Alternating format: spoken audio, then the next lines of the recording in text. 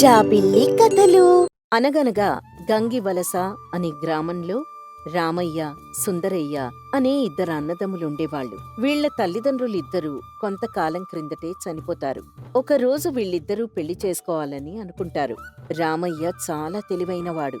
సుందరయ్యకి బాగా మతిమరుపు ఎక్కువగా ఉండేది. పైగా అమాయకుడు. పక్క ఊర్లో ఉన్న కోమలిని రామయ్య, లలితను సుందరయ్య పెళ్లి చేసుకుంటారు. కోమలికి చిన్నప్పట్నుంచి డబ్బు పిచ్చి ఎక్కువగా ఉండేది. పైగా పెద్దింటమ్మాయి. లలిత చాలా తెలివైనమ్మాయి. అందర్తో కలివిడిగా, ఓర్పుగా ఉంటుంది. వీళ్లకి కొంత పొలం ఉంటుంది. పొలంతో పాటు కుండల్ని కూడా తయారుచేసి పక్కూరు వెళ్లి అమ్మేవాళ్లు. ఇలా అన్నదమ్ములిద్దరూ చాలా ఆనందంగా, సంతోషంగా ఉండేవాళ్లు. కొన్ని రోజుల తర్వాత కోమల్ని చూడ్డానికి వాళ్ళమ్మ శాంతమ్మ వస్తుంది. ఇంట్లో పనంతా వేగంగా రామయ్య చేయడం చూసి కోమలితో, అమ్మా కోమలి, నువ్వు పెద్దింటి పిల్లవే అయినా నీ భర్త బాగా కష్టపడి సంపాదించిన డబ్బుతో తన తమ్ముణ్ణి, తన మరదల్ని కూడా పోషిస్తున్నాడు. ఇలా అయితే మీరెప్పుడు పెద్దిల్లు కట్టుకొని ఎక్కువ డబ్బులు సంపాదించి ధనవంతులవుతారు చెప్పు? అమ్మా, మా మరిదిగారు అమాయకుడు. పైగా మతిమరుపు ఉంది అతనికి. అతనికంటే నా భర్త కొంచెం కష్టపడతాడు. ఇలా అమాయకుడు అంటూ బాగా నెత్తినెక్కించుకుంటే ఇంట్లో పని, బయట పని అంతా మీ ఇద్దరే చేయవలసి వస్తుంది. అయినా ఎవరి బతుకు వాళ్ళు బతకచ్చు కదా అని కోమలికి కొన్ని చెడు మాటలు బుర్రకెక్కిస్తుంది. ఈలోపు ఆ మాటలు విని లలిత వస్తుంది. పెద్దమ్మగారు, బావున్నారా? ఎప్పుడొచ్చారు? పెద్నాన్న, తమ్ముడు బావున్నారా? ఆ, ఏదో మీ దయ వల్ల బావున్నాం. మీ ఆయనగారు బావున్నారా? ఆ, బావుంటారులే. అతనికే చక్కగా ఉంటాడు. పని మొత్తం నా అల్లుడు చేస్తుంటే ఖాళీగా ఉండడమే కదా అంటూ సూటిపోటి మాటలంటుంది. ఆ మాట అనేసరికి పాపం లలిత బాధపడుతూ అక్కడ్నుండి వెళ్ళిపోతుంది. శాంతమ్మ కూడా వాళ్ళింటికి వెళ్ళిపోతుంది. ఇలా ఒకరోజు రామయ్య కుండల్ని తయారు చేస్తూ ఉంటాడు. అక్కడికి కోమలి వెళ్తుంది. ఏవండే, ఎప్పుడూ మీరే బాగా కష్టపడి ఎక్కువ కుండల్ని తయారుచేసి అమ్ముతున్నారు. మీ తమ్ముడు మీలాగా కష్టపడట్లేదు. వీట్నుండి వచ్చిన డబ్బులతో మీ తమ్ముడు, మీ మరదలు కూడా బతికేస్తున్నారు. మనం కష్టపడిందంతా వాళ్ళకి పెడితే మనమెప్పుడు పైకొస్తాం? అందర్లాగా మంచిల్లు ఎప్పుడు కట్టుకుంటాం? అలా అంటున్నావేంటి కోమలి? నాతో పాటు మా తమ్ముడు కూడా కష్టపడుతున్నాడు. వాడు అమాయకుడు. అంతేకాక మతిమరుపు కూడా వాడికి ఉందన్న విషయం నీకు తెలిసిందే కదా. అందుకే వాడికంటే నేను కాస్త ఎక్కువ కుండల్ని అమ్ముతున్నాను. వాణ్ణా మాటకు ఎప్పుడూ అడ్డు చెప్పడు. అలా అని ఎన్ని రోజులు మనం కలుసుంటామండి? మా అమ్మ వాళ్ళు చాలా పెద్దింటి వాళ్ళు. లలిత వాళ్ళ అమ్మ వాళ్ళు చాలా పేదవాళ్ళు. మా అమ్మ వాళ్ళు ఇంటి దగ్గర నుంచి తెచ్చిన డబ్బును కూడా ఖర్చు పెట్టేస్తున్నాం. చూడండి, పొరిగింటి కనకం వాళ్ళ మరిది వాళ్ళు విడిపోయి ఎవరి బతుకు వాళ్ళు బతుకుతున్నారు. ఆ కనకం అయితే పెద్ద ఇల్లు కూడా కట్టింది అని ఏవేవో పనికిరాని మాటల్ని చెప్పి రామయ్య మనసుని మారుస్తుంది. ఆ మాటలకు రామయ్య మనసు కాస్త కరిగిపోయి ఇలా అంటాడు. ఇప్పుడు ఉన్నట్టుండి ఒక్కసారిగా విడిపోదామంటే వాళ్ళకి మన మీద ఏదో అనుమానం వస్తుంది. కాబట్టి ఈ కుండల వ్యాపారంలో ఏదైనా నష్టం వచ్చేటట్టు చేస్తే మన నుంచి వాళ్లే విడిపోతారు. అవునండి, నేను అదే ఆలోచిస్తున్నాను. మీ తమ్ముడెలాగో అమాయకుడు కాబట్టి మీ తమ్ముడితో మీరు రోజు కుండల్ని పట్టుకుని వెళ్ళి పక్కూర్లో అమ్ముతున్నారు. కాబట్టి మీ తమ్ముడు అమ్ముతున్న కుండల్లో సగం కుండలు మీరు దాచి ఆ కుండల్ని ఎక్కువ డబ్బులకమ్మి ఆ డబ్బుల్ని ఇంటికి తెచ్చి రోజు గొడవ పెట్టుకోవచ్చు. మంచి ఆలోచన వచ్చింది కోమలి. నువ్వు చెప్పిందే చేస్తాను. మరుసటి రోజు రామయ్య సగం కుండల్ని, సుందరయ్య సగం కుండల్ని పట్టుకుని పక్క ఊర్లకు వెళ్తారు. కుండల బరువు ఎక్కువగా ఉండడం చేత ఒక చెట్టు కింద కుండల్ని దించి కాసేపు విశ్రాంతి తీసుకుంటారు. ఈలోపు సుందరయ్య కాస్త నిద్రలో పడతాడు. కాసేపటి తర్వాత సుందరయ్య నిద్రలేచి తన కుండల్ను చూసుకుంటాడు. అతనికి మతిమరుపు ఉండడం వల్ల కుండలు తక్కువగా ఉండడం చూసినా తెలుసుకోలేకపోతాడు. ఆ తర్వాత ఇద్దరూ కలిసి కుండల్ని పట్టుకుని ఊర్లోకి వెళ్లి అమ్ముతారు. రామయ్య ఎక్కువ డబ్బులకమ్మి ఇంటికి తీసుకొనొస్తాడు. సుందరయ్య కూడా కుండల్నమ్మిన డబ్బులు పట్టుకుని ఇంటికొస్తాడు. రామయ్య తను తీసుకొచ్చిన డబ్బులు కోమలికిస్తాడు. అలాగే సుందరయ్య కూడా కోమలి చేతిలో డబ్బులు పెడతాడు. కోమలి ఆ డబ్బుల్ని లెక్క పెడుతుంది. లెక్కలో రామయ్య ఎక్కువ డబ్బులు కనిపిస్తాయి. సుందరయ్య డబ్బులు లెక్కించేటప్పుడు తక్కువ వస్తాయి. ఏంటి మరిదిగారు, మీ అన్నయ్యతో మీరు కూడా సమానంగా కుండల్ని పట్టుకుని వెళ్ళి అమ్మారు. మీ అన్నయ్య ఎక్కువ డబ్బులు తెచ్చారు, మీరు మాత్రం తక్కువ డబ్బులు తెచ్చిచ్చారు. కుండలమ్మగా వచ్చిన డబ్బుల్ని కొంత దాచిపెట్టుకున్నారా ఏంటి? లేదంటే మీ ఆవిడ వాళ్ళ పొట్టింటి వాళ్ళు పేదవాళ్ళు కాబట్టి వాళ్ళకి డబ్బులు పంపిస్తోందా అని చులకనగా మాట్లాడుతుంది. లేదు వదినగారు, నేను అమ్మిన కుండలకి అంతే డబ్బొచ్చింది. నేనెక్కడా డబ్బులు దాచిపెట్టలేదు. నన్ను నమ్మండి వదినగారు, నేనెప్పుడూ అబద్ధాలు చెప్పను. అదేంటక్కా అలా అంటున్నావు?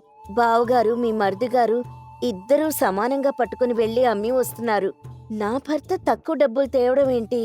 అయినా మా అమ్మ వాళ్లకు డబ్బులిచ్చేంత కర్మ నాకెప్పుడూ పట్టలేదు. ఆ అంటే ఏంటి? నేను అబద్ధం ఆడుతున్నానా? ఇదిగో నీ భర్త తెచ్చిన డబ్బు, నా భర్త తెచ్చిన డబ్బులు కూడా చూడు అని ఇద్దరు డబ్బులు లలితకు లెక్క పెట్టమని ఇస్తుంది. ఇద్దరు డబ్బులు లలిత లెక్క పెడుతుంది. లలిత భర్త సుందరయ్య తెచ్చిన డబ్బులు తక్కువగా వస్తాయి, రామయ్య తెచ్చిన డబ్బులు ఎక్కువగా ఉంటాయి. మళ్ళీ మరుసటి రోజు కూడా రామయ్య సుందరయ్య ఇద్దరూ కలిసి కుండల్ని పట్టుకుని వెళ్లి అమ్ముతారు.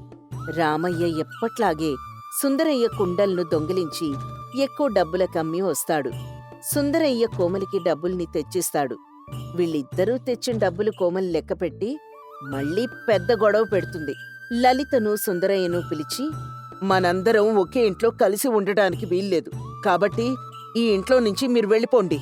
కుండలమ్మిన సొమ్మును దాచిపెట్టుకుని మీరు పెద్ద ఇల్లు కట్టుకుని ధనవంతులవ్వాలనుకుంటున్నారా అని లేనిపోని నిందలు వేస్తుంది. పాపం లలిత ఎంత చెప్పినా కూడా కోమలి వినదు. కోమలి మరుసటి రోజు ఆ ఊరు పెద్దాయన లింగయ్య దగ్గరికెళ్ళి ఈ గొడవని చెప్తుంది. నమస్కారమండి, మా 2 కుటుంబాలు విడిపోవాలని అనుకుంటున్నాం, కాబట్టి మీ దగ్గరకొచ్చాం. మీరే సరైన తీర్పునివ్వండి. ఆ ఊరి పెద్ద లింగయ్యకి ఒక చెడు అలవాటుంది.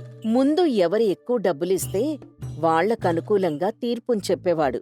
కోమలి ఎవ్వరికీ తెలియకుండా ముందే లింగయ్య దగ్గరికెళ్ళి కొంత డబ్బుని ఇస్తుంది. కాబట్టి లింగయ్య కూడా కోమలి వాళ్ల వైపే మాట్లాడతాడు. అరే రామయ్య, సుందరయ్య, ఇలా మీ ఇద్దరు రండి. మీకు కొంచెం పొలం ఉంది, కుండలు చేసే యంత్రాలున్నాయి. ఒకరు కుండలు చేసే యంత్రాన్నుంచుకోండి, మరొకరు వ్యవసాయం చేసుకోండి. అప్పుడు కోమలి వెంటనే ఇలా అంటుంది. మేం వ్యవసాయం చేసుకుంటామండి, వాళ్ళ కుండలు చేసే యంత్రాన్నిచ్చేయండి. లింగయ్య గారు, నా భర్త ఒక అమాయకుడు, ఆయనకి మతిమరుపు కూడా ఉంది. కుండల వల్ల మాకెటువంటి ఆదాయం రాదు. మాక్కూడా పొలంలో కొంచెం వాటా ఇప్పించండి. అమ్మా లలిత, కుండల యంత్రాన్ని తీసుకున్నప్పుడు పొలాన్ని ఎవ్వరూ ఇవ్వరు. పెద్దవాళ్ళు ఏది నిర్ణయిస్తే అదే నిర్ణయంగా మీరు తీసుకోవాలి. అంతేకాని అది కావాలి ఇది కావాలి అని మొండి పట్టు పట్టకండి. ఇక మీరింటికి వెళ్ళండి. సుందరయ్య లలిత ఇద్దరూ కలిసి ఇంటికొచ్చేస్తారు. సుందరయ్య లలితతో, లలిత, మా అన్నయ్య వదిన మనల్ని ఇంత మోసం చేస్తారని నేనెప్పుడూ అనుకోలేదు. మా అన్నయ్య మాటని నేనెప్పుడూ జవదాట్లేదు తెలుసా? తనింత పని చేస్తాడని నేను అనుకోలేదు లలిత. ఇప్పుడు మనం ఎలా బ్రతకగలం? ఏం చేయాలో నాకేమీ తోచడం లేదు అని చాలా బాధపడతాడు. ఎందుకండి అంతలా బాధపడుతున్నారు? కుండల తయారీలో మనకున్న మంచి నైపుణ్యతను చూపడానికి నా దగ్గర ఒక ఉపాయం ఉంది. కాబట్టి మీరు నాకు కాస్త తోడుగా ఉండండి చాలు. మనం కొత్తగా మంచి మంచి కుండల్ని తయారు చేసి అమ్మి ఎక్కువ డబ్బును సంపాదించి ఉన్నత స్థాయికి వెళ్ళగలం. ఇలా రామయ్య కుటుంబం, సుందరయ్య కుటుంబం ఒకే ఇంట్లో ఉంటూ ఎవరి పనులు వాళ్లే చేసుకునేవాళ్లు. రామయ్య వ్యవసాయం చేసేవాడు. ఆ పొలం అడవికి దగ్గర్లో ఉంటుంది. పాపం సుందరయ్య లలిత ఇద్దరూ కలిసి మట్టిని తెచ్చి కుండలు తయారు చేసేవాళ్లు. ఏవండి, మన పొలాన్ని బాగా చదును చేసి మంచి విత్తనాలను వేసి మంచి పంటను పండించాలి. వాళ్లకంటే మనం మంచి డబ్బును సంపాదించి ఉన్నత స్థాయిలో నిలబడాలి. పదండి, పొలానికి వెళ్దాం అని పిలుస్తుంది కోమలి. చూడు కోమలి, వాళ్ళు మనకంటే ఎక్కువ డబ్బును సంపాదించడం వాళ్ళ వల్ల కాని పని. 100 కుండల అమ్మగా వచ్చిన సొమ్ము మన బస్తా ధాన్యం అమ్మిన సొమ్ముకి సరిపోదంటే నమ్ము. వాళ్ళు మనకంటే ఎప్పుడూ ఉన్నత స్థాయికి వెళ్ళలేరు. మనవి మంచి స్థాయిలో నిలబడతాం ఎప్పటికైనా అని వెటకారంగా మాట్లాడుకుంటూ ఇద్దరూ కలిసి పొలానికి వెళ్తారు. ఈలోపు సుందరయ్య లలిత ఇద్దరూ కలిసి మంచి బంకమట్టిని తెచ్చి మంచి ఆకారాలతో కుండల్ని తయారు చేస్తారు. ఆ కుండలకి లలిత మంచి మంచి రంగులు వేసి వాటిపై బొమ్మల్ని వేసి చాలా అందంగా తయారు చేస్తుంది. ఆ కుండల్ని తీసుకుని సుందరయ్య లలిత ఇద్దరూ కలిసి బజారుకి వెళ్లి అమ్ముతారు. ఆ కుండల్ని చూసిన ప్రజలందరూ ఇంత అందమైన కుండల్ని ఎప్పుడూ చూడలేదు తెలుసా అని అనుకుంటూ లలిత దగ్గరే కుండల్ని కొనేవాళ్లు. ఇలా కొన్నాళ్లు గడిచాక వాళ్ళొక పెద్ద కుండల వ్యాపారాన్ని మొదలు పెడతారు. వాటిలో మంచి డబ్బును సంపాదించి కొత్తగా ఒక అందమైన ఇంటిని కట్టుకుంటారు. రామయ్య అడవి దిగువన ఉన్న పొలాన్ని సాగు చేయడం వలన అడవిలో ఉన్న పందులన్నీ వచ్చి పంటని రోజూ తినేసేవి. ఇలా వ్యవసాయం కోసం బాగా అప్పులు చేస్తారు రామయ్య దంపతులు. ఒకరోజు రామయ్యతో కోమలి ఇలా అంటుంది, ఏవండి, కుండలమ్ముకుంటూ మనకంటే పెద్ద స్థాయిలో మీ తమ్ముడు వాళ్ళున్నారు. కుండల్ని వాళ్ళని చులకనగా చూశాం, కాని వాళ్లే మంచి స్థానంలో నిలబడ్డారు. రోజు మన ఇంటికి అప్పుల వాళ్ళొస్తున్నారు. వాళ్ళ దగ్గర సిగ్గుతో తలదించుకోవాల్సిన పరిస్థితి వస్తోంది. దురాశ దుఃఖానికి చేటంటారు కోమలి. నువ్వు బాగా ఆశపడి ఏదేదో చేసేస్తావని చెప్పడంతో నీ మాయ మాటలు విని మా తమ్ముడికి అన్యాయం చేశాను. కాని వాడి భార్య లలిత తెలివైన అమ్మాయి కాబట్టి ఈ రోజు వాళ్ళు మంచి స్థితిలో ఉన్నారు. అప్పుల వాళ్ళు మన ఇంటికి వస్తున్నారు కాబట్టి కొంత పొలాన్ని నా తమ్ముడికి నేను అమ్మేస్తాను. అప్పుడు కోమలి బాధతో, మీ ఇష్టమండి, నేనెంతో ఆశపడ్డాను. ఆ కుండల వల్ల ఏమీ లాభం ఉండదని మనం పొలాన్ని తీసుకున్నాం. ఇప్పుడు దీనివల్ల మనం ఎంతో నష్టపోయి అప్పుల పాలయ్యాం కాబట్టి కొంత పొలాన్ని అమ్మితే కాని మన అప్పు తీరదండి. కాబట్టి ఈ పరిస్థితుల్లో మనం పొలం అమ్మక తప్పదండి. రామయ్య కోమలి ఇద్దరూ కలిసి సుందరయ్య ఇంటికి వెళ్తారు. వీళ్ళిద్దరినీ చూసిన లలిత, రండి బావుగారు. అక్కా, ఎప్పుడొచ్చారు?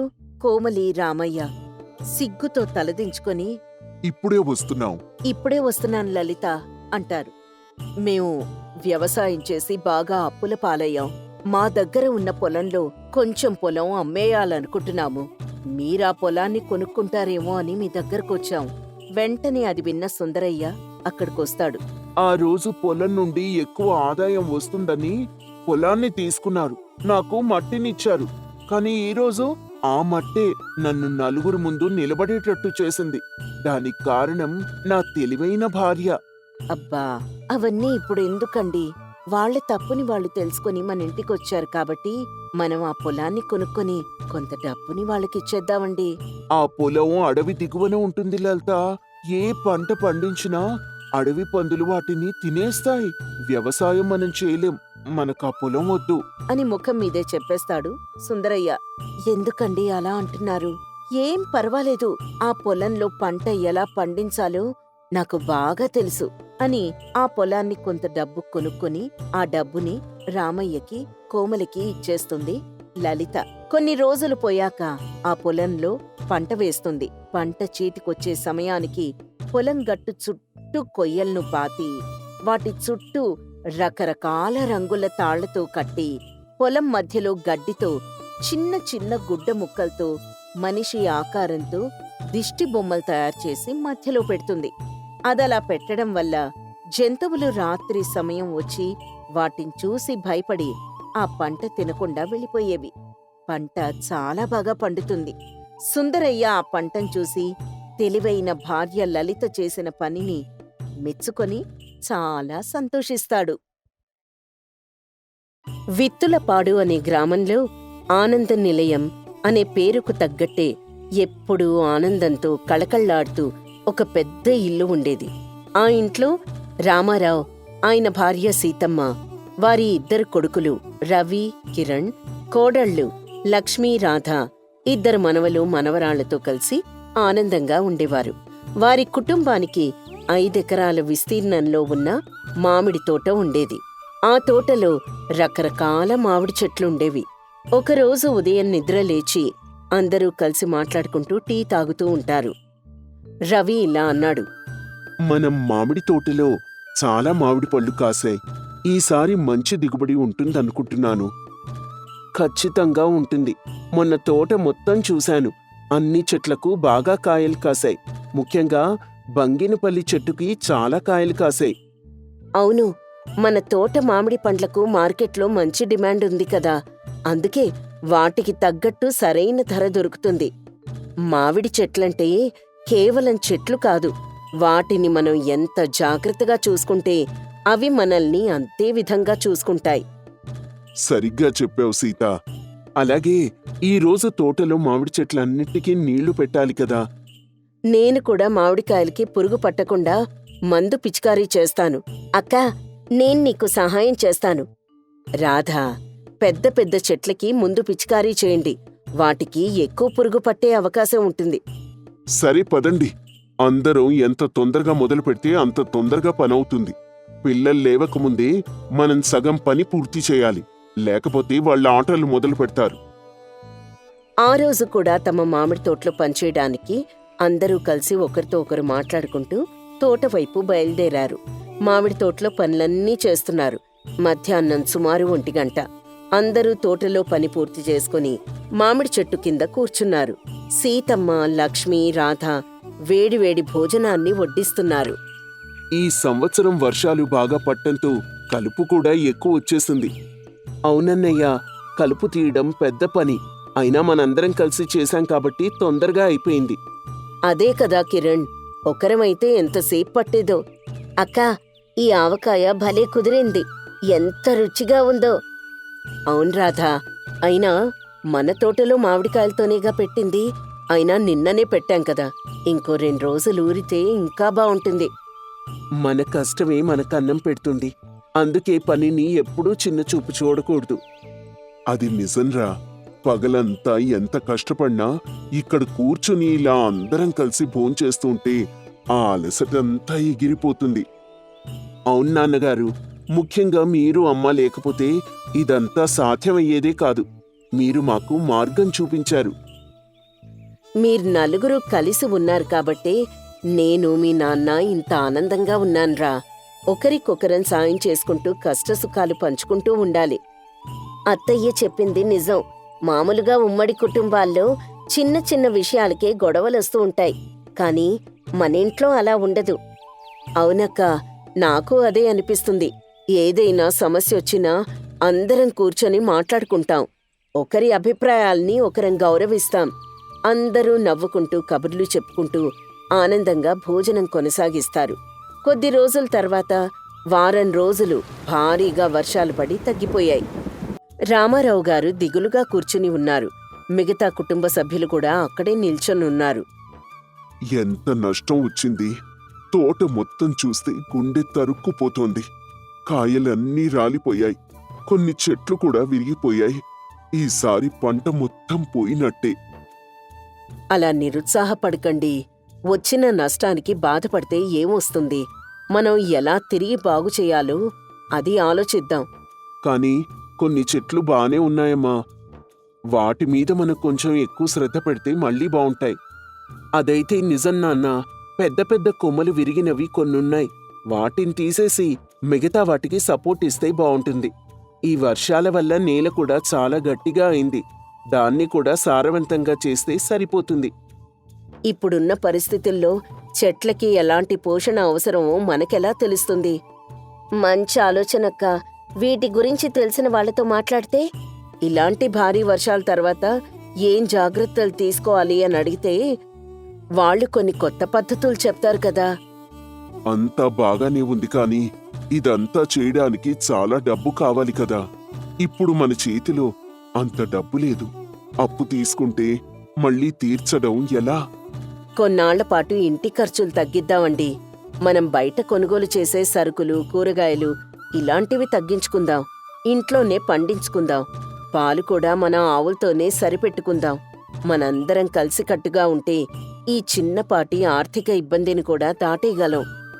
అవునత్తయ్యా, ఈ కష్టం నుంచి బయటపడ్డానికి మనందరం తోట విషయంలోనే కాకుండా ఇంటి ఖర్చుల విషయంలో కూడా చాలా జాగ్రత్తగా ఉంటే సరిపోతుంది. నా దగ్గర కొద్దిగా పొదుపు చేసిన డబ్బుంది మావయ్య, అది కూడా తోట పనికి వాడుకోవచ్చు. ఇప్పుడు ఎలాగూ నాకు పెద్దగా అవసరం లేదు కదా. మనందరం ఉన్నాం, ఎలాంటి కష్టమైనా కలిసే ఎదుర్కొందాం. నేను కిరణ్ కలిసి రేపట్నుంచి తోటలో విరిగిన కొమ్మల్ని తొలగించడం, నేలను సరిచేయడం మొదలు పెడతాం. ఈసారి పంట మరింత బాగా పండేలా చూసుకుందాం అన్నయ్య. అప్పుడు ఈ నష్టం అంతా మర్చిపోతాం. మీరున్నప్పుడు నాకు భయం ఎందుకురా? మీరంతా నాకు తోడుగా ఉన్నప్పుడు ఎలాంటి తుఫాన్నైనా తట్టుకోగలను. నాకింతకంటే ఏం కావాలి చెప్పండి? కుటుంబ సభ్యులు ఒకరికొకరు ధైర్యం చెప్పుకుంటూ తోటలో పనులన్నీ మొదలుపెట్టారు. కొన్ని వారాల తర్వాత వర్షం వల్ల దెబ్బతిన్న తోట తిరిగి కోలుకుంది. చెట్లు పచ్చగా కళకళ్లాడుతున్నాయి. కొత్త కాయలు కనిపిస్తున్నాయి. చూడండ్రా, ఎంత అద్భుతంగా ఉందో! అప్పుడు ఆ వర్షాలు కురిసినప్పుడు తోట మొత్తం నాశనం అయిపోయిందేమో అని ఎంత బాధపడ్డాను. కానీ ఇప్పుడు చూడండి, తోట మళ్ళీ పచ్చగా కళకళ్లాడుతోంది. కొత్త కాయలు కూడా వచ్చాయి. అవునండి, అందరం కలిసికట్టుగా పనిచేశాం కాబట్టే ఇది సాధ్యమైంది. అప్పుడు అరుణ్ అనే మనవడు ఇలా అన్నాడు. తాతయ్య, తోట మళ్ళీ బాగుంది కదా, ఇప్పుడు మనం మామిడికాయలు కోయొచ్చు కదా. చూడరుణ్, ఇప్పుడే చిన్న కాయలొచ్చాయి. ఇవి పెద్దగా అవ్వాలి కదా. ఈసారి ఇంకా మంచి పంట పండుతుంది. ఈసారి మామిడి పళ్ళన్నీ మీకు, మీ స్నేహితులకి. మన ఆనందాన్ని పంచుకుంటేనే కదా మనక్కూడా ఆనందం. వారి కుటుంబంలో ఎప్పుడూ ఎలాంటి కలహాలు ఉండేవి కావు. ఒకరికొకరు తోడుగా నీడగా ఉండేవారు. పెద్దల్ని గౌరవించడం, చిన్నవాళ్లని ప్రేమించడం, ఒకరి పట్ల ఒకరు సహనంతో ఉండటం, ఏదైనా సమస్య వచ్చినప్పుడు అందరూ కలిసి కూర్చొని చర్చించుకోవడం చేసేవాళ్లు. మన కుటుంబాన్ని చూస్తుంటే నాకు చాలా సంతోషంగా ఉంటుంది. ఈ ఊర్లో ఇలా చాలా తక్కువ ఇళ్లల్లో చూస్తాం. చిన్న చిన్న విషయాలకి వాళ్ళంతా గొడవలు పడి విడిపోతూ ఉంటారు. కానీ మన ఇంట్లో అలా ఉండదు. అవునండి, దేవుడి దయవల్ల మనకు మంచి పిల్లలు పుట్టి మంచి కోడళ్ళు దొరికారు. మన పిల్లలు ఎంత ఎదిగినా పెద్దల్ని గౌరవిస్తారు. లక్ష్మీ రాధ కూడా అంతే. ఇద్దరికీ ఎప్పుడూ ఎలాంటి మనస్పర్ధలు రాలేదు. చిన్నప్పటినుంచి మీరిద్దరూ ఎలా కలిసుంటారో, ఎలా మాట్లాడుకుంటారో చూస్తూ పెరిగామమ్మా. అంతే కదా అన్నయ్య, నాన్నగారు ఎప్పుడూ అంటూ ఉంటారు కదా, ఒకరి పట్ల ఒకరు సహనంతో ఉండాలి. కోపం వస్తే క్షణమే ఉంటుంది, కానీ ఆ కోపం వల్ల బంధాలు తెగిపోతాయి అని. అందుకే మనకా మాటలు బాగా గుర్తుండిపోతాయి. మీరిద్దరూ చూపించిన దారే ఇది. నిజానికి మా ఇంట్లో కూడా ఇంత సహనం ఉండదు. కానీ ఇక్కడికొచ్చాక మీతో కలిసుంటే ఆ లక్షణం అలవడింది. ఏదైనా తప్పు జరిగినా ఒకరినొకరం అర్థం చేసుకుంటాం, కానీ గొడవపడం. అక్క చెప్పింది నిజం. నాకు అదే అనిపిస్తుంది. బయట చూస్తుంటే చాలా కుటుంబాల్లో కోడళ్లని వేరేగా చూస్తారు. కానీ అత్తయ్య, మావయ్య, మీరు మమ్మల్ని సొంత కూతుళ్లలానే చూస్తారు. అందుకే మాకు ఇంట్లో ఎప్పుడూ కష్టం అనిపించదు. ఇదేనమ్మా మాకు కావాల్సింది. ఏదైనా సమస్య వచ్చినప్పుడు అందరం కలిసి కూర్చొని చర్చించుకోవాలి. ఒకరిపై ఒకరు అరిచి గొడవ పడితే సమస్య తీరదు కదా. అదైతే నిజమండి. మొన్న తోటలో వర్షం వల్ల నష్టం వచ్చినప్పుడు కూడా మనందరం కలిసి కూర్చున్నాం కదా. అప్పుడు రవి, కిరణ్ పనులెలా చేయాలో చెప్పారు. లక్ష్మీ, రాధ బయట్నుంచి సలహాలు తెలుసుకున్నారు. మీరైతే ధైర్యం చెప్పారు. అలా ఒకరికొకరం సహాయం చేసుకున్నాం కాబట్టి ఆ కష్టాన్ని దాటగలిగాం.